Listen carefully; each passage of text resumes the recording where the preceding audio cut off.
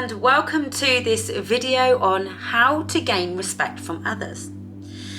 Now, I'm hoping that this video quality comes to you a lot better than previous video qualities because it seems that unfortunately they have been quite grainy and there's not really a lot I can do about it, which makes me really nervous.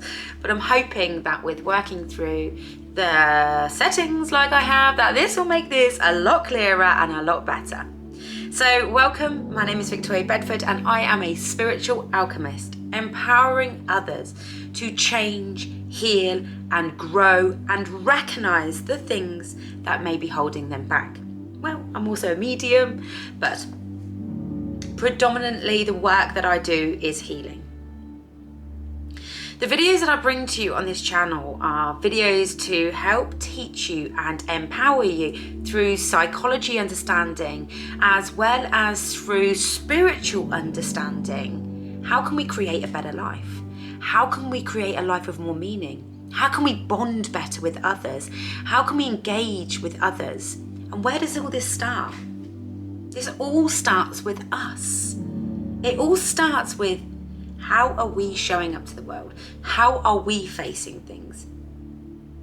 Majority of the clients that I work with, people that I've come across, and even me when I was going through the things that I was going through in my life, have had to understand the part that I've played in the creation of the world that I was living in. So gaining respect from others is amazing. But if you don't respect yourself, others won't respect you. And if you don't respect others, how will they even respect you? And I know that sounds all like higgledy-piggledy as I'm saying it. But the life that you live, the world that you have created for yourself, is very much coming from the world that you've created for yourself internally. And I want you to sit and reflect on that for a moment. If you are not treating yourself with respect, if you are not there for yourself, expecting another to be able to be there for you is going to be hard, because if you don't know what being there for yourself looks like, how will you even know that somebody else is being there for you? You may have an expectation of what you believe being there is. And the problem with having an expectation is there's always room for disappointment. Working and sitting and reflecting on how do you feel treated by others? Because I'm going to be picking this apart a little bit. Do you feel others take advantage of you? Do you feel like you're always saying yes to others? Do you feel unempowered? Do you feel as if you're always on for them? I know myself, I always put other people first. I was a people pleaser, a chronic people pleaser. That stemmed from my childhood of having to please my parents. The only way I was going to feel safe was by doing exactly what they said when they said it. The only way I was going to get love was by behaving a certain way to please them to get that love. Because that's the only way they knew how to create a child that was obedient. And that's the only way they knew how to create what they believed was going to be a healthy child. But unfortunately, it taught me that other people's needs were important above and beyond. So not only was I a chronic people pleaser, I never said anything that I thought would hurt another. So I was very careful with the things that I would say, until I was pushed, of course. And when I was pushed, I would say whatever the hell I wanted. I wouldn't even care. I would be so emotionally unregulated. But a majority of the time, I lived in being careful what I said, not saying how I really felt, not allowing conflict to happen and always trying to calm that conflict down. I went to parties when I didn't really want to go to them. I showed up for birthdays for people that didn't show up for mine. I was there at the drop of the hat all of the time, supporting other people, and then when I went through things, felt very unsupported. And I had to really start growing and learning. Well, is this how friendships are meant to be? Is this how relationships are meant to be? Are you meant to just keep giving and giving and giving and feel like people taking advantage? Are you meant to feel like you're just being dropped at the, drop of a hat or when something's going on? I started to research it heavily because I wanted better relationships. I wanted more fulfilling partnerships, relationships with people. I'd spent a very, very long time not having that, very long time in conflict or being bullied or going through lots of different things that I didn't know what a healthy relationship looked like. So when I started researching things, I was researching, how can I be treated better by other people? And one of the first things that came up was, how do you treat yourself? Well, I don't make time for myself, or I didn't. This is talking past tense. I didn't make time for myself. I didn't know what any of my needs were, so I would always meet somebody else's need. If somebody else needed me, no matter how tired I were or whatever I had going on, I'd drop it and I'd run to them. I'd be the one that was always answering the phone, always there at drop of a hat. And I was like, I didn't know how to meet my own need. What is my needs? What are my needs? And then I would read on and reading on would teach me, well, this is not respecting yourself. You have to respect yourself for other people to respect you. And I started to think, well, what do you mean respecting yourself? Of course I respect myself. I don't just, do things with no respect. Of course I respect myself. If someone asked me, do you respect yourself? Of course I respect myself. What do you mean? But when I was picking apart what respect meant valuing my own time. Respect meant valuing boundaries, so creating boundaries, saying no, saying I've got a lot going on too. It meant being vulnerable. Building respect for myself meant being vulnerable to myself and validating my emotions. It meant knowing what I needed at any one time. Did I need to eat? Did I need to rest? I was a hairdresser for many, many years.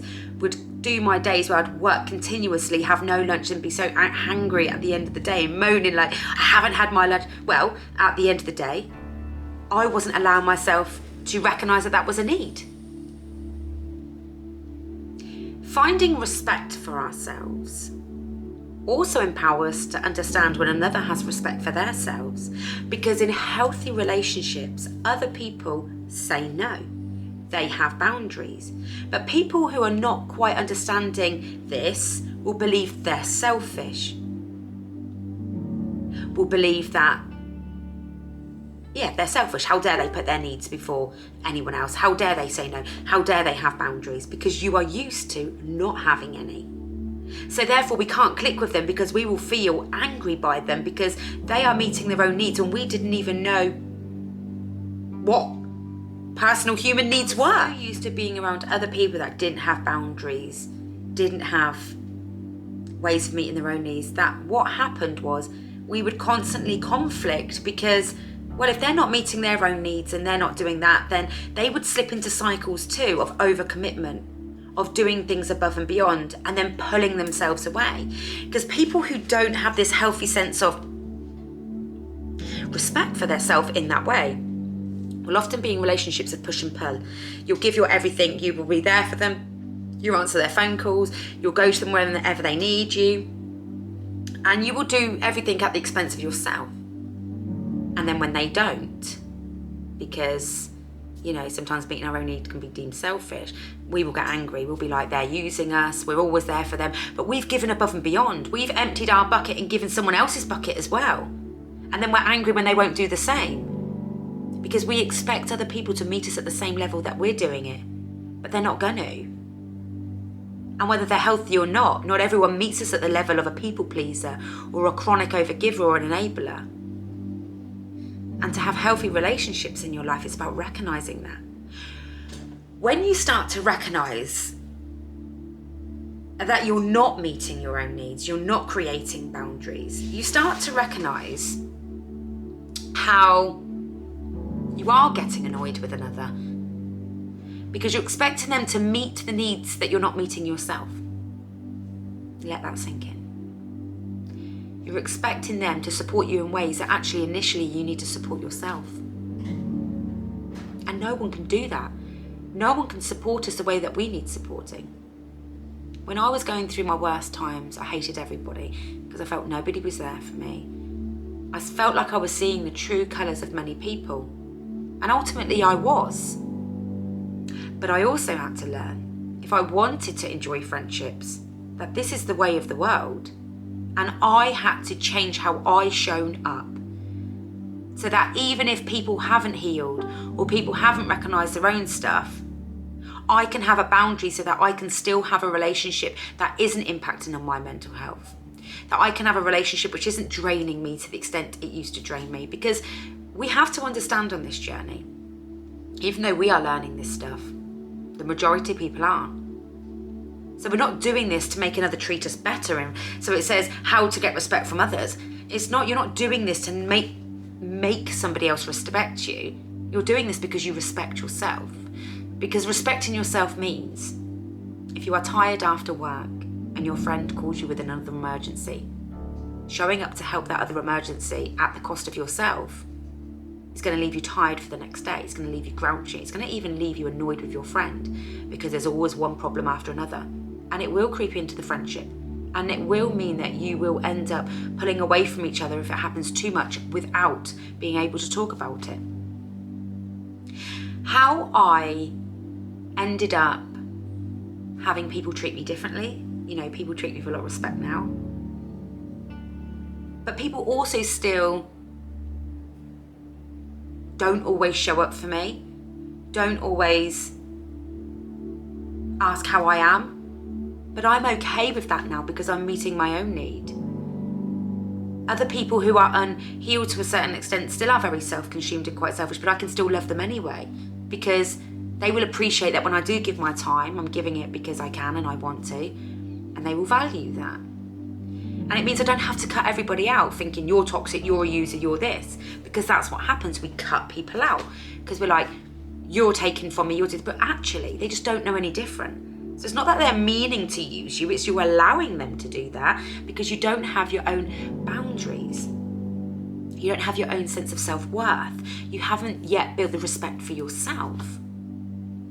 So this is not ultimately wanting to change other people. This is ultimately seeing where your energy goes. And those that aren't willing to respect you in the sense of are wanting more from you than you can give, or are wanting to keep engaging you in unhealthy behaviours, well, they're going to fall away because, well, if their energy isn't matching yours and they're not on the energy same wavelength, it's going to fall away because the energy is going to fall away because you're no longer a vibrational match. But then what you have is room for people that are going to come in and start, seeing things differently and maybe having different focuses. And the people that do stay around but do still have some unhealthy ways, you get to see them for what they are, unhealthy ways. You get to see it that once upon a time, you didn't have boundaries, and that's what they have. They don't have boundaries. A friend said to me the other day, whenever I'm off, just let me know if you need me to help you and take Hallie away for the day so that you can have a... And I said to her, no. She went, what do you mean no? What did you not think that I can have her, or what do you not think she want to come with me? No, none of that. You have a very, very busy life yourself, and you like to be there a lot for people, and you do that on the detriment of yourself, and you're poorly right now. What you need to be thinking of is actually spending time on your own, or spending time with people and healing. It's just like, yeah, actually, you're really right. So when we heal, we get to empower another person to recognise when they need to recognise that they need to put boundaries in. When they're irritable, recognise you're irritable. Recognise that there's stuff going on and you may need to chill out. When you build respect for yourself, you really get to take and see things completely differently, because when you build respect for yourself, you know what? Well, actually, I'm not really going to accept that. You're in a real bad mood today, and I'm sorry that you're in a bad mood, but I respect myself and my energy enough to actually, you're not going to impact me on that. And that's my boundary. If I can be there for you, I will. If you need me to talk, I will. But if you just want to, if you just want to be rude to me all day, or you just want to be irritable and not recognise that you're irritable, no, that's not actually okay. And you start to take things less personally. You start to see where other people's behaviours come from. And you start to be a bit more of an observer of things. And people do start to learn to respect you more, because if they know that there's some things that you're not going to tolerate, if they want to be in your life, they're going to want to stop doing it, aren't they? Let's be honest. They're not going to keep doing it. If they want to be in your life and if they love you and they want to spend time with you, they're not going to keep doing it. And I've found that with the majority of people in my life. Yes, I lost a lot of people, I'm not going to lie. And it was sad. But it was also really clear to me that unfortunately they are not yet in a space on their journey, wherever that may be, to take any personal responsibility for their own behaviours or for their own energy. So therefore, they can't be in a form of healed energy comfortably. They're going to be pretty uncomfortable, aren't they? Because they're going to see somebody else having boundaries and they're going to be like, well, what do you mean you're not going to ring me? What do you mean you're not going to ask? They're going to get agitated because they haven't yet appreciated or understood that actually for you, that's what you need for a healthy mind and a healthy body. Because please believe me, a healthy mind leads to a healthy body. You know, I was at my biggest when I was very stressed. That cortisol rushing around my body led to me being ill all the time. So what are the side effects of finding respect for yourself? You find more time for yourself because you stop saying yes to everything. Sometimes we have a friend's party coming up and we've seen our friend a lot, but we don't really drink and we don't think we're going to enjoy it. And we think, oh, I've just got to go to it. No one talks to you. You're there, you're miserable. Everyone's drinking, getting off their face, doing whatever. And you're sat in the corner and it happens time and time again. What do? You say, actually, I'm not going to come to that. If I don't think I'm going to enjoy it and I'm not, going to something just for somebody else, you might as well not go, because you're not going to enjoy it. You're not going to really bring the energy to it. If you're going to go there and you're going to get involved and you're going to choose that's how it's going to be, then you're doing it for you as well. We have to learn to do things for ourselves as well.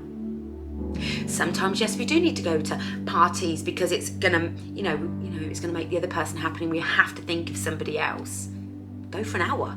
Don't go for the whole night. Don't end up binge drinking. Don't end up taking drugs that you never would have took. Don't end up in those behaviours that you're trying to get away from just because you're ending up in a situation that you think you've got to do to appease another. Recognising your needs, especially when you're healing, especially when you have mental health. And those people that don't accept that, then they're probably not appreciating and respecting your healing journey, whatever that may be. We can learn to do things differently. Take our friends out for lunch. Take our friends out for coffee. We don't always have to go to parties. We don't always, we change the way we do things. The other side effect is you'll feel more empowered. You will feel like you have some form of control, because we don't have control over everything. But if we're just constantly giving all of ourselves to everyone and not really getting it back, and we're feeling used, we're feeling sad, we're feeling down, we're pulling away, we're shutting ourselves off, then we're engaging. We're going to constantly feel this tug, this push and pull in relationships. It's mentally draining. You feel more empowered. Can I do something about it, or can I not do something about it? Do I let it go? Do I apologise? Do I own it? What? There are some other videos on my YouTube regarding emotional regulation, regarding understanding about connecting with others, because connecting with others is one of the biggest things. We have become a very lonely world. Lone wolf, that's what I used to call myself. And I am still quite a lone wolf. But I really now know how to engage with others and bond with others in a deeper way that sees me feeling fulfilled. Whereas prior, I had meaningless connections with people. People who I was just a communication sponge, just a filling number for a party. Always that person that would just show up. And I never felt appreciated. But I wasn't appreciating myself. You start to end up in more places where you are respected and appreciated, with people that respect and appreciate you. And even when they do go through their times of not knowing how to create their own boundaries, you get it because you've been there and you've seen it.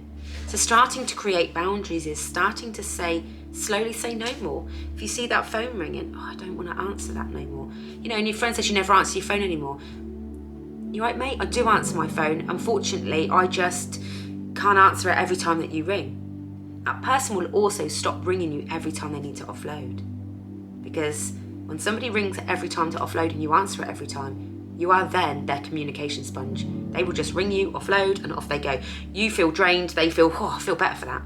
Well, no, we can be there for our friends and listen to them offload. But if we enable people to just always offload, do nothing about it, and we just absorb it, that's really draining. And actually it puts wedges between friendships and relationships.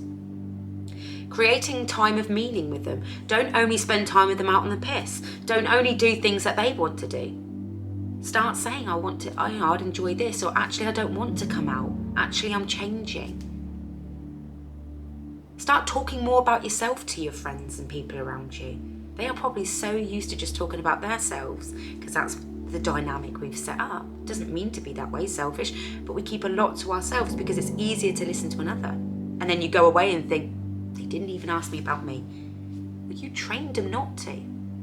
You trained your friend not to ask about you. You've trained your friend not to think about your needs. You've trained your friend not to do anything in support of you at times because you're not supporting yourself. Just supporting them and being there for them isn't enough to lead them to see what you need. We need to communicate. We need to have boundaries. This is why lots of friends don't last and lots of friendships, because there's such a thing called storming, norming, performing, and it's how we relate to people. And what we do is we like to appease people and we're okay and everything's all right, and then when conflict comes we don't say anything, then we snap, then we pull away, then we try and bond again, and all these cycles continue, and it's draining. For us to know how we want our friendships to be, we have to know what we want. And that doesn't mean being so rigid that you expect your friend to always support you, because they can't. Your friend cannot always support you because they are still probably struggling to support themselves. So it's building your sense of self, your sense of self-respect, your sense of self-love, so that you can start supporting yourself in this, so that you can, because the more we expect from our friends to fulfill our needs and not fulfill them ourselves, the more our friendship will become toxic. Because if we're not working through things ourselves and we're not learning and growing, we do need other people to talk to, absolutely. But we've become a society of offloaders, doing nothing about it and then going back into the same cycle, which is seeing the bonding of friendships and relationships not deepen. You know, and we have people running from different friends to different friends and always slating the old friends. We need to start learning. So do